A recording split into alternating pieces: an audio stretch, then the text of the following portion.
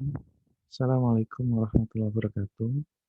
Oke, baik kita masuk ke pertemuan fitokimia ya. Untuk kali ini kita akan membahas mengenai analisis fitokimia.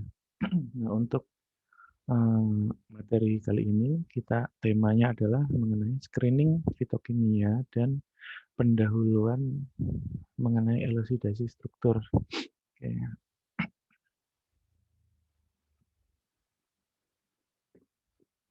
oke, baik ini sama seperti sebelum-sebelumnya ya. Kalau sekarang kita akan belajar di daerah sini. Ya, kita kemarin sudah belajar mengenai pemisahannya dan pemurniannya dan sebagian ya. Tapi kalau ini nanti ada lagi yang dibahas cuma di pertemuan selanjutnya. Ini teman-teman sudah bahas di farmakognosi, lalu juga ada metode-metode kemarin juga sempat dibahas ya. Nah, selanjutnya kita akan ada di sini. Deteksi dan identifikasi. Namun untuk deteksi dan identifikasinya ini masih berupa screening, bukan identifikasi secara khusus mengenai sinyal-sinyal tertentu. Akan tetapi yang kali ini akan dibahas adalah mengenai screening atau identifikasi atau deteksi awal dari senyawa-senyawa yang ada di dalam tanaman. Oke, ya kita fokus di sini. Oke, baik. Nah, lanjut.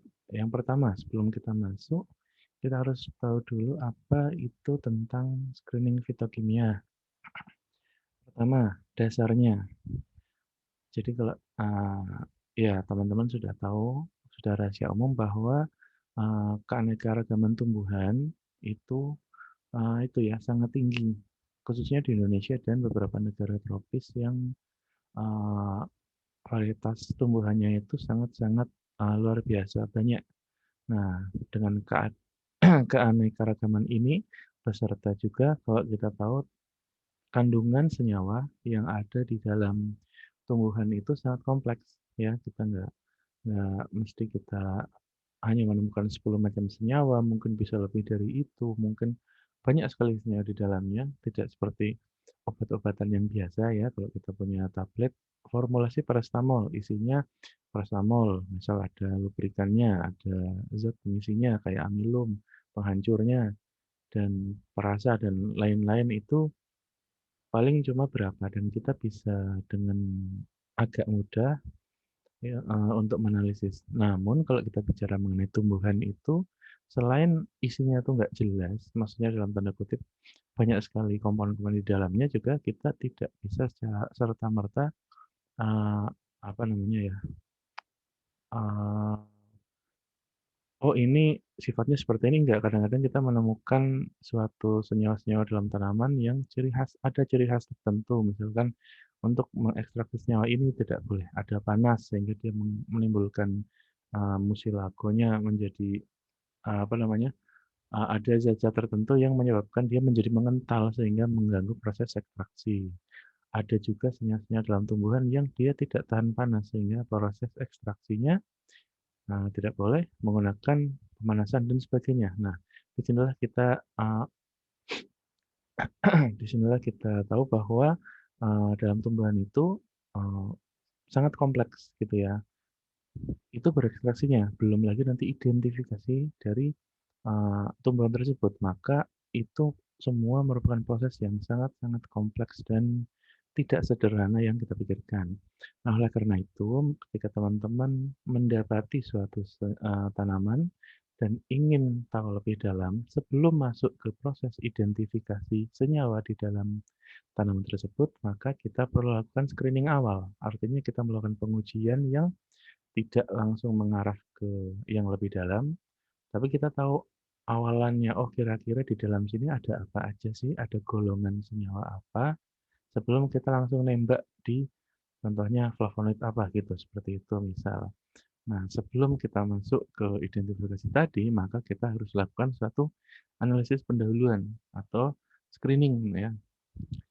Nah, oke, ya contoh contoh gampangannya misalkan teman-teman yang tadinya ingin masuk ke farmasi. Nah, sebelum teman-teman menetapkan di Gombong misalnya atau dulu pernah daftar di manapun UGM, UI atau mana, teman-teman kan pasti harus screening dulu. Maksudnya, saya ingin dari seluruh dunia, saya screening pertama kali, oh ternyata, saya dapat farmasi yang ada di Indonesia. Saya screening lagi, saya inginnya di Pulau Jawa. Nah, baru itu di dalamnya kita bisa lebih spesifik. Nah, di sini juga tujuannya sama, screening ini kita kaitannya dengan kandungan bioaktif yang ada di dalam tanaman, akan tetapi kita harus tahu dulu gambaran garis besar dari senyawa dalam tanaman itu tadi, gitu kan. Nah, karena namanya screening, analisis pendahuluan, makanya kita butuh metode-metode analisis atau identifikasi yang cepat, lalu sederhana, gitu ya. Jadi nggak ribet, nggak makan instrumen yang banyak, lalu juga kalau bisa memiliki kepekaan ya, bentar. Nah, memiliki kepekaan yang cukup baik, ya. Bisa dibilang semi kuantitatif gitu ya. Jadi walaupun ini sifatnya kualitatif, akan tetapi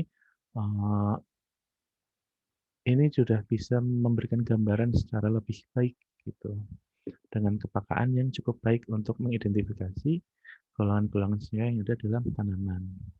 Oke, baik. Nah, itu gambaran dari yang namanya screening fitokimia. Ya, screening ya. Jadi suatu pendahuluan gitu, pendahuluan dari analisis lanjutan.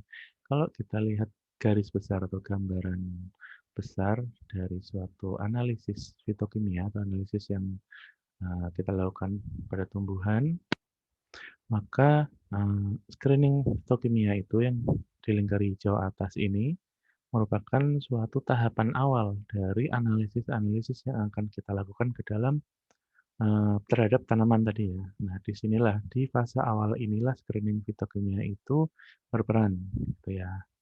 Nah, ini nggak usah dilihat, ini yang kanan nanti teman-teman juga dapat ya. Oke, pada intinya yang ini screening fitokimia. Kalau screening sudah dilakukan, kita bisa masuk ke identifikasi dan analisis lanjutan dari tanaman tersebut. Kalau sudah masuk dan berhasil, maka kita bisa lanjut lagi ke elusidasi struktur dari tanaman tersebut. Nah, ya, elusidasi struktur itu apa?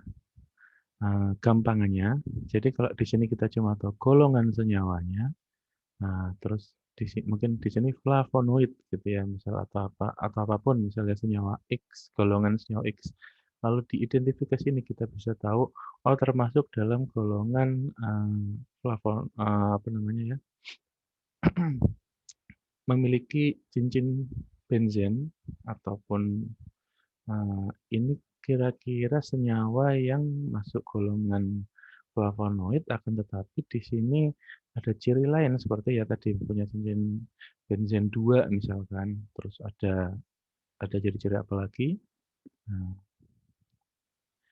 begitu kita tahu sampai identifikasinya tadi, ya senyawa apa di sini, contohnya kurkuminoid atau apapun nanti ya, maka kita tidak berhenti sampai hanya senyawa apa saja yang ada dalam tanaman. Nah, ketika kita bicara mengenai elusidasi struktur, maka di sini sudah sampai kita bisa tahu struktur dari apa yang ada dalam tanaman tersebut, senyawa apa gitu ya.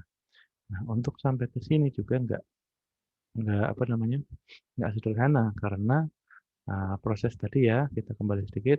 Nah, bahan uji, lalu kita ekstraksi, kita pisahkan dan kita murnikan sampai benar-benar murni gitu ya. Disinilah titiknya pemurnian gitu ya. Nah, kalau tanaman yang kita pisah dulu ya, hasil ekstraksinya kita pisahkan, separasi menjadi ekstrak yang lebih lebih murni atau biasa kita sebut dengan ekstrak yang lebih terpurifikasi.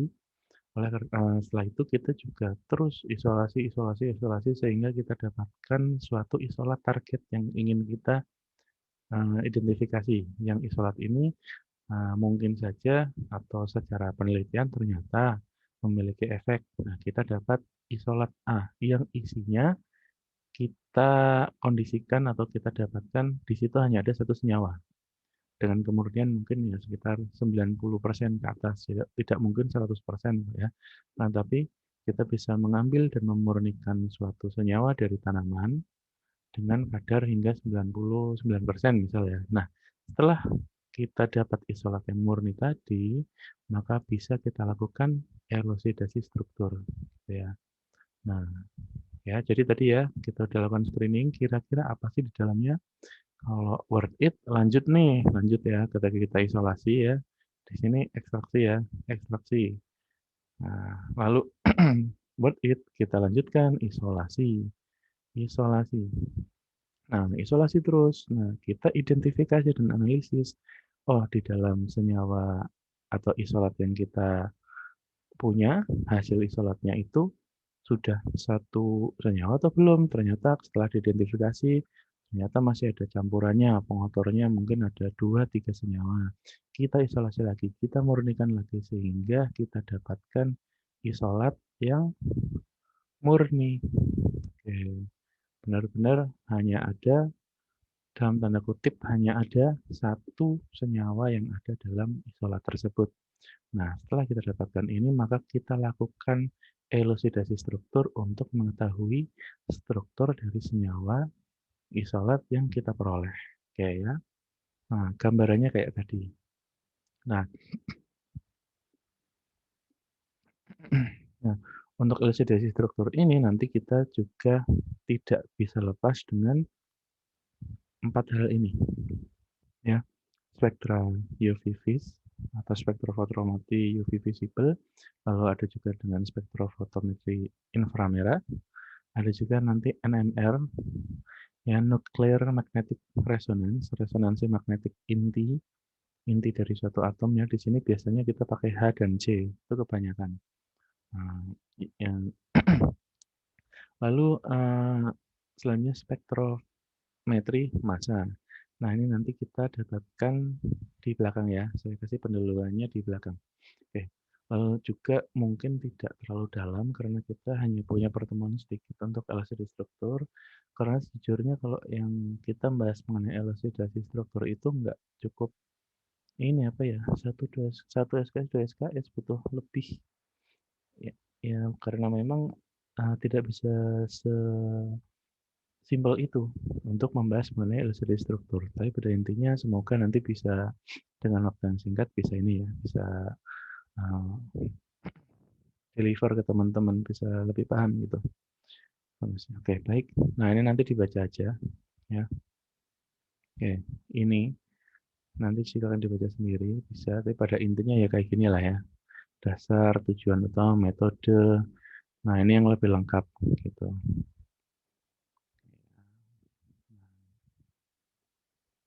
Nah, oke. Tadi kita sampai ke metode kan. Metode screening. Nah, kira-kira tadi kan cepat, sederhana, dan lain-lain. Nah, kira-kira apa sih yang paling umum ada yang kita bisa jumpai?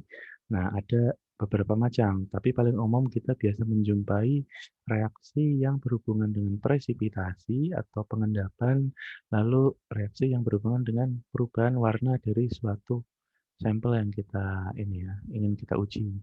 Nah, misalkan suatu senyawa, suatu sampel, sampel A ini ya, kita ingin uji apakah di dalamnya ada kandungan glikosida. Nah, kita tambahkan suatu reagen ini ya, R di sini.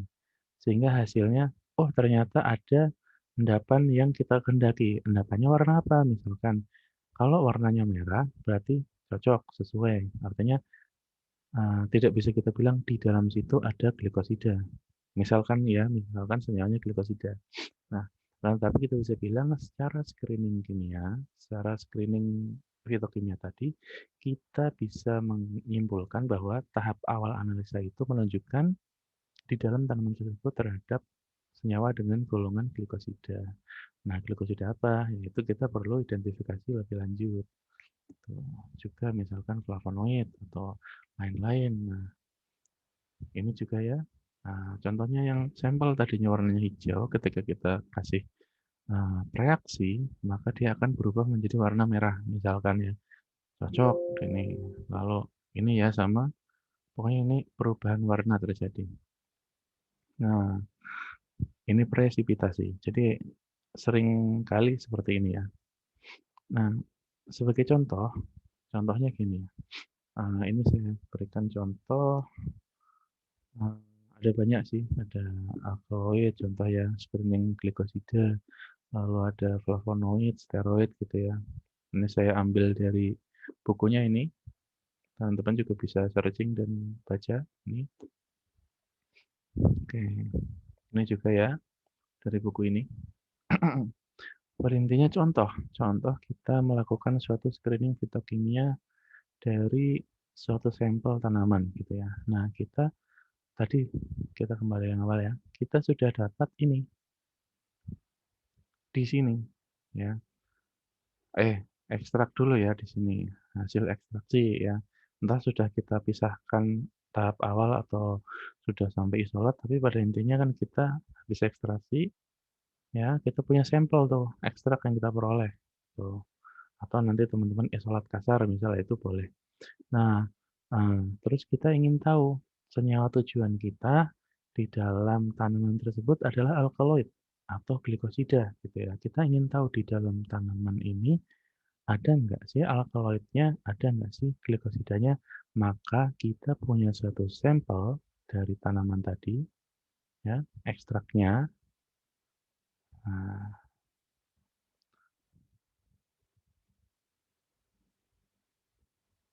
Nah, ini pokoknya ini ya metode-metodenya.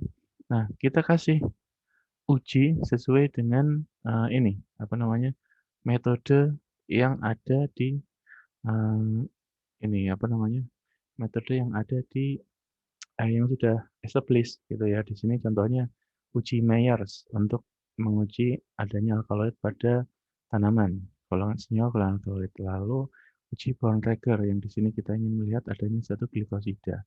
Oke, contoh yang alkaloid ya, Mayer test. Kita punya satu sampel, kita tambahkan 2 drop atau 2 tetes ya dari reagen Mayer namanya. Oke. Nah, kita gunakan test tube ya, kayak tabung.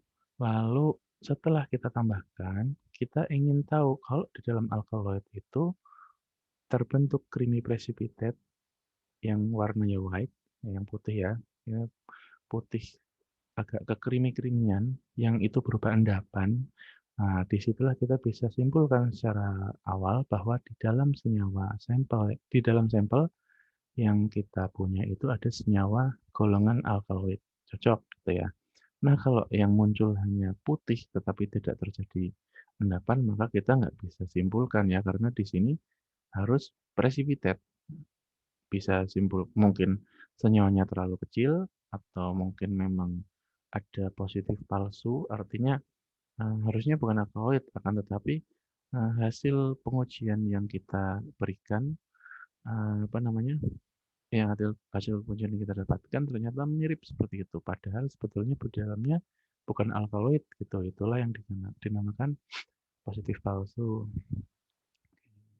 Ya, intinya seperti tadi. Nih contoh lagi flavonoid ya, reaksinya menggunakan ini. Nah, cara kerjanya itu seperti ini. Nih, nanti bisa dibaca. Oke ya. Nah, di sini diperlihatkan bahwa kalau di dalam sampel teman-teman ada flavonoid, ya, maka terjadi warna merah, oranye, dan hijau. Tergantung dari struktur flavonoid yang terkandung gitu. Nah, artinya sama tadi ya, kita tahu di dalam sampel tadi ada senyawa yang masuk dalam golongan flavonoid. Akan tetapi kita kan nggak bisa tahu sampai strukturnya bagaimana dan sebagainya karena ini baru screening gitu. Karena dengan metode yang mudah ini kita bisa tahu di dalam sampel ada senyawa apa aja. Nah, oleh karena itu, nah ini ya. Nah, karena itu kita perlu lakukan identifikasi lebih lanjut dari suatu apa namanya?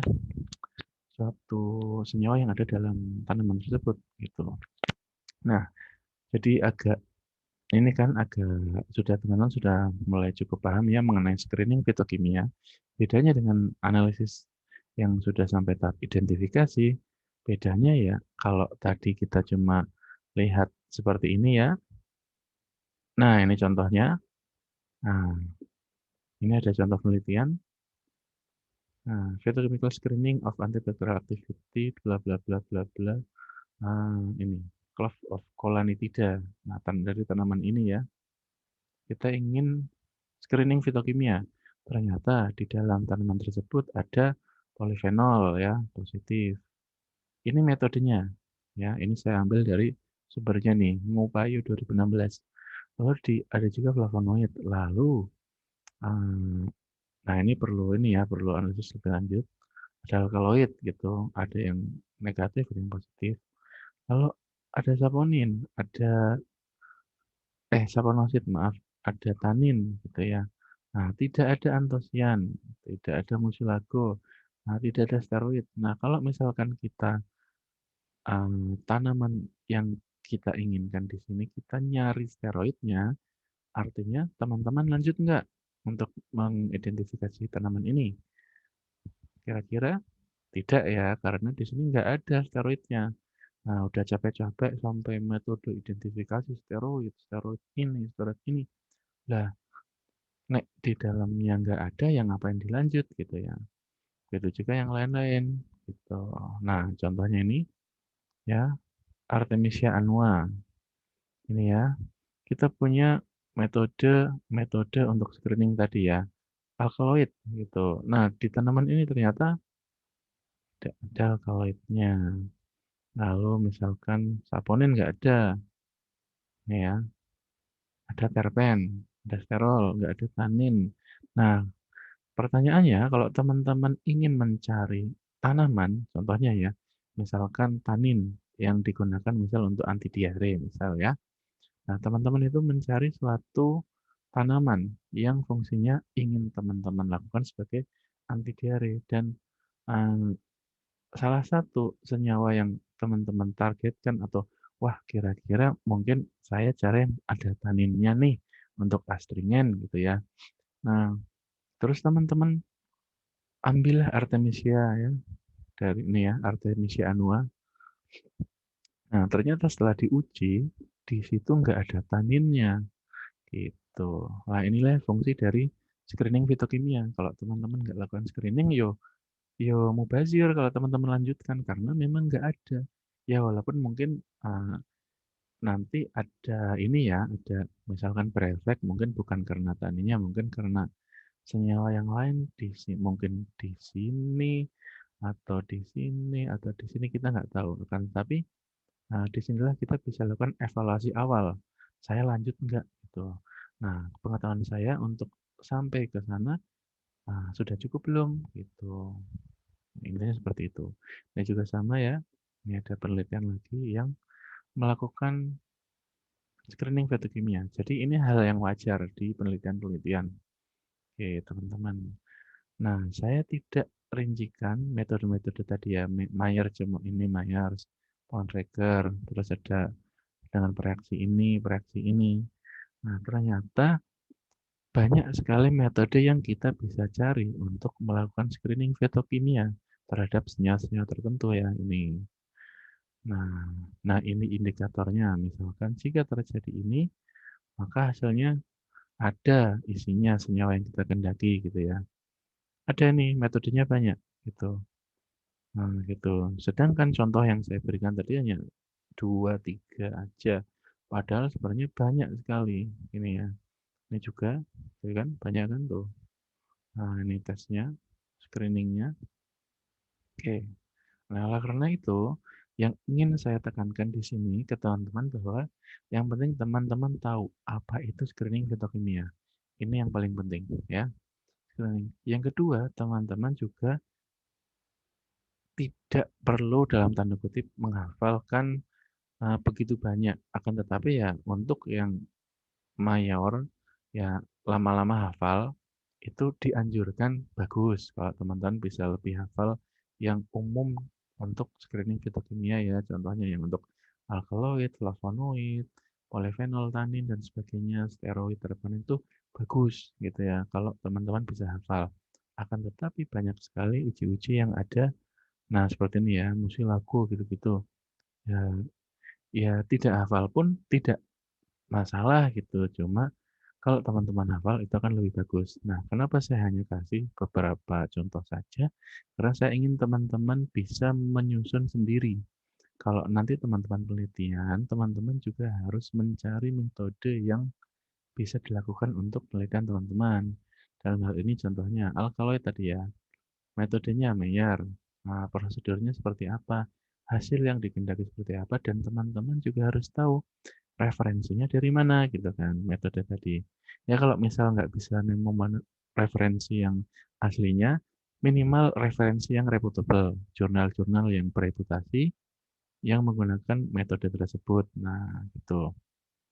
Nah, juga alkohol ini kan nggak cuma pakai Mayer ya, misalkan pakai apa yang lain juga glukosida juga ya, uji apa. Nah, di dunia herbal yang terus berkembang ini nggak menutup kemungkinan ada banyak uji-uji lain yang kita nggak tahu sebelumnya. Ternyata banyak teman-teman kita yang melakukan penelitian dan menemukan metode baru untuk pengujian. Nah, oleh karena itu, harapannya teman-teman nanti bisa membuat seperti ini sendiri, ya, mengisi gitu ya.